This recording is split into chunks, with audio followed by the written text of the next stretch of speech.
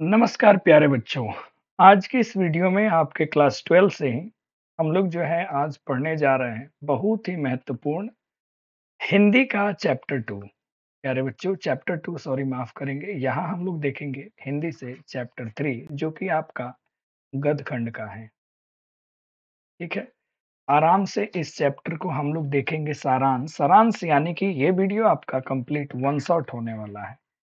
इस वीडियो में आप आसानी से संपूर्ण क्रांति जिसके लेखक हैं जयप्रकाश नारायण, जिनको लोक नायक के नाम से भी हम लोग जानते हैं, उनके बारे में हम लोग संपूर्ण चीजें अभी हम लोग अच्छे से क्लियर कर लेंगे, है ना प्यारे बच्चों। तो चलिए शुरू करते हैं आज के इस प्यारे से सेशन का। और यदि आप बिल्कुल नए हो चैनल पे, हमें आप पा रहे हो, तो ये आपकी जिम्मेवारी है कि फटाफट इसको सब्सक्राइब कर लो, अपने दोस्तों से शेयर करो। आइए स्क्रीन पर लिखी चीजों को पढ़ते हैं। लेखक का परिचय सबसे पहले देखते हैं। जन्म 11 अक्टूबर 1902 को जन्मे थे जयप्रकाश नारायण, जिनको हम लोग जयप्रकाश बाबू के नाम से भी संबोधित करते हैं। निधन हुआ था 8 अक्टूबर 1989 में।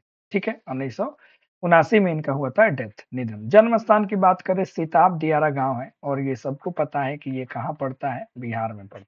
ठीक है, माता का नाम फुलरानी देवी और हर्षु दयाल इनके पिताजी थे। अगर शिक्षा की बात करें प्यारे बच्चों, शुरू की शिक्षा तो ये घर पे ही अध्ययन किए, आगे की शिक्षा के लिए पटना कॉलेजिएट गए। 1922 में शिक्षा प्राप्ति के लिए ये अमेरिका भी गए थे और माँ की मतलब अस्वस्थता के कारण पीएचडी ये नहीं कर पाए। राजनीति जीवन रहा, 1929 में ये कांग्रेस में क्या हो गए, शामिल हो गए। अच्छा, सबको पता है कि 1932 में हुआ था सविनय अयोग्य आंदोलन के दौरान ये जेल भी गए थे और जेल से निकलकर कांग्रेस सोशलिस्ट पार्टी का इन्होंने गठन किया 1939 में। 43 में फिर जेल गए, 52 में प्रजा सोशलिस्ट पार्टी का गठन किया, 54 में विनोबा भावे के सर्वोदय आंदोलन में जुड़े, 74 में छात्र आंदोलन का इन्होंने क्या किया, नेतृत्व किया। आपातकाल के दौरान जेल गए इनके मार्गदर्शन में जनता पार्टी का भी क्या हुआ, गठन हुआ। देखो, ये जो हम लोग पढ़ने जा रहे हैं संपूर्ण क्रांति, ये अपने बिहार से ही शुरू हुई थी, है ना। और इसका समय है 1974 के समय में। उस समय कांग्रेस का शासन था और प्यारे विद्यार्थियों महंगाई इतनी चरम सीमा पे पहुंच गई थी, बेरोजगारी इतनी चरम सीमा पे पहुंच गई थी कि बिहार के जितने भी नवयुवक हैं सब परेशान हो चुके थे और उन्होंने मन बना लिया था कि हम जो हैं किसी भी तरीके से कांग्रेस पार्टी का घेराव करेंगे, अपनी मांगों को पूरा करेंगे, उस पार्टी को गिराएंगे। तो वे इसी उम्मीद से उन्होंने सोचा कि एक ऐसा लीडर होना चाहिए अपने साथ, तो वो जाते हैं जयप्रकाश नारायण के पास। तो जयप्रकाश बाबू उनसे कहते हैं कि ये आंदोलन जो है ये केवल राज्य व्यापी नहीं होना चाहिए, ये संपूर्ण देश में होना चाहिए, क्योंकि जो हाल आपका है वो हाल पूरे हिंदुस्तान में है। और दूसरी बात प्यारे बच्चों यहाँ पे ये हो गई कि इन्होंने बहुत सारी बातें कही, जैसे कि आप अगर हमको आप लीडर मान रहे हो, पहले तो मानने से इन्होंने इनकार कर दिया कि हम ये नेतृत्व नहीं लेंगे, लेकिन लोगों के आग्रह पे इन्होंने लिया। लेकिन इन्होंने कहा कि यदि आप ये समझते हैं कि आप जो है मुझे आगे रखेंगे, मेरा चेहरा यूज करके अगर आप राजनीति करेंगे, तो भैया मैं इसमें दखल अंदाजी नहीं दूंगा। अगर मुझे लीडर मानना है तो आप मेरी एक एक बात को मानेंगे, है ना।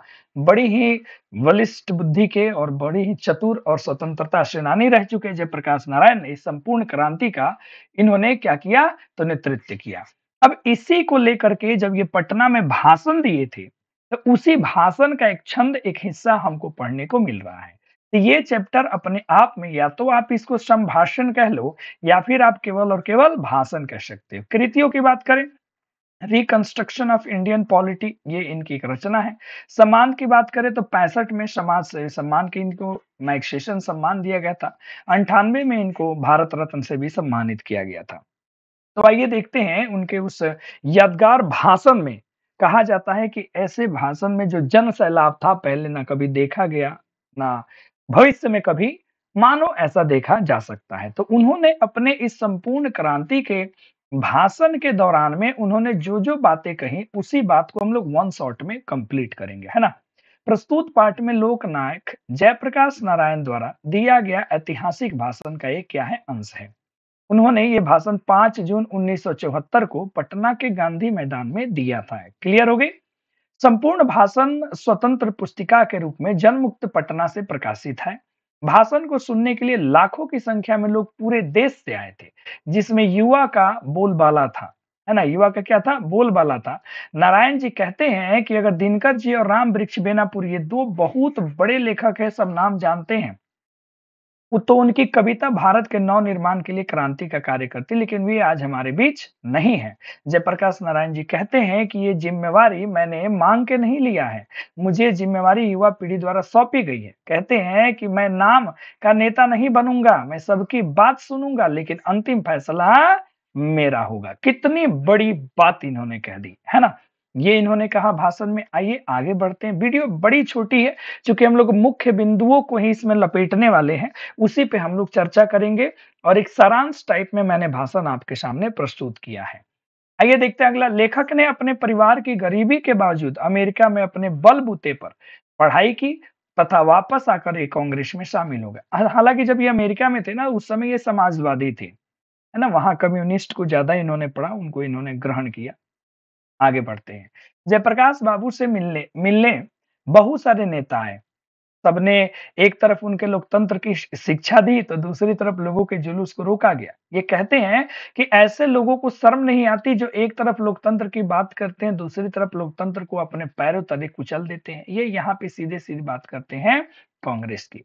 लेखक के कुछ मित्र उनका और इंदिरा जी का मेल-मिलाप भी करवाना चाहते थे। लेखक कहते हैं कि इंदिरा जी से व्यक्तिगत झगड़ा नहीं है, बल्कि उनकी गलत नीतियों से मेरा झगड़ा है। लेखक ने कई बार बापू, नेहरू जी की भी आलोचना की। लेखक कहते हैं कि आज राजनीति में भ्रष्टाचार बढ़ गया है, जिसका प्रभाव प्रमुख कारण चुनाव में होने वाली क्या है? खर्च है। आज के लोकतंत्र में जनता को इतना ही अधिकार है कि वह चुनाव करे, परंतु चुनाव के बाद अपने प्रतिनिधि जनता का कोई अंकुश नहीं होता है। लेखक के अनुसार अन्य देशों में प्रेस पत्रिकाएं प्रतिनिधियों पर अंकुश लगाती है, लेकिन हमारे देश में इसका बहुत अभाव है। जयप्रकाश नारायण जी का एक भाषण मंत्र मुग्ध कर देने वाला ये क्या है? एक भाषण है। प्यारे बच्चों, यदि हम एक कहानी की यहाँ पे बात करें, ध्यान से सुनिएगा। यदि कहानी में हम लोग अगर अगर बात करिए पूरे के पूरे इनके, अगर हम भाषण की, प्यारे बच्चों आपके सामने अगर एक छोटी सी बात इन्होंने समझाने का कोशिश किया कि किस तरीके से हमें ये जो है आंदोलन बढ़ाना है और हमें किस प्रकार का एक सरकार का गठन करना है। एक तो इसके लिए था, आंदोलन को आगे लेके चलना है, सरकार से अपनी मांगे पूरी करनी है। बहुत सारे मीडिया बंधु लोग जो है उस समय हल्ला उठा दिए थे देश में कि ये एक अलग अपनी पार्टी बनाना चाहते हैं। ऐसी इनकी मानसिकता नहीं थी, लेकिन हल्ला ऐसा हो चुका था। आगे चल कर के आप सभी को पता होना चाहिए प्यारे बच्चों कि यहाँ से जैसे कांग्रेस की सरकार गिरी, तो यहाँ पे जनता पार्टी का निर्माण हुआ। जनता पार्टी का यहाँ पे निर्माण किया गया। इनका मानना था ना कि मान लो एक एक ऐसा हम लोग समिति बनाएँगे, है ना? ये समिति जो है ना वो डिसाइड करेगा कि किस व्यक्ति को जो है, किस अमुक जगह का चुनाव लड़ना चाहिए और नेता बनना चाहिए। अगर ये व्यक्ति अगर सही तरीके से अपने कार्यों का निर्वहन नहीं करता है, तो इसको इस पार्टी द्वारा वहाँ से बर्खास्त कर दिया जाएगा, वहाँ से इसको हटा दिया जाएगा। ये एक ऐसी पार्टी का निर्माण चाहते थे, कौन चाहते थे? अपने जयप्रकाश बाबू ये चाहते थे कि ऐसा सिस्टम हो। दूसरी बात है, राजनीति में जो भ्रष्टाचार है, वो भ्रष्टाचार खत्म हो जाना चाहिए। जो पैसे लोग चुनाव में ज़्यादा से ज़्यादा खर्च करते हैं, वो खत्म हो जाना चाहिए और एक बेहतर देश का निर्माण होना चाहिए। लेकिन ये सब कुछ ठीक रहा। कांग्रेस पार्टी भी प्यारे साथियों वहाँ पर हार गई, लेकिन जनता पार्टी की जो भी सरकारें बनी, वो सरकार ज़्यादा दिन तक टिक नहीं पाई। सच ह हकीकत तो ये है, यदि आप भाषण को आगे जानो, इतिहास को थोड़ा आगे जानो, तो होता क्या है कि जनता पार्टी की नो डाउट सरकार बनी। जनता पार्टी की सरकार बनी। इसी समय भारत में आपातकाल की भी घोषणा की गई थी। आपातकाल की भी यहाँ पे घोषणा की गई थी इंदिरा गांधी के द्वारा। आप सब जानते हैं 1974 की ही बात है, उससे लेके 75 के बीच में सब कुछ हुआ। इसके बाद जनता पार्टी की सरकार गिरी और ऐसी स्थिति आई कि फिर से इंदिरा गांधी को, इन्हीं को पुनः देश को संभालना पड़ा और पुनः ये देश की प्रधानमंत्री बन गई।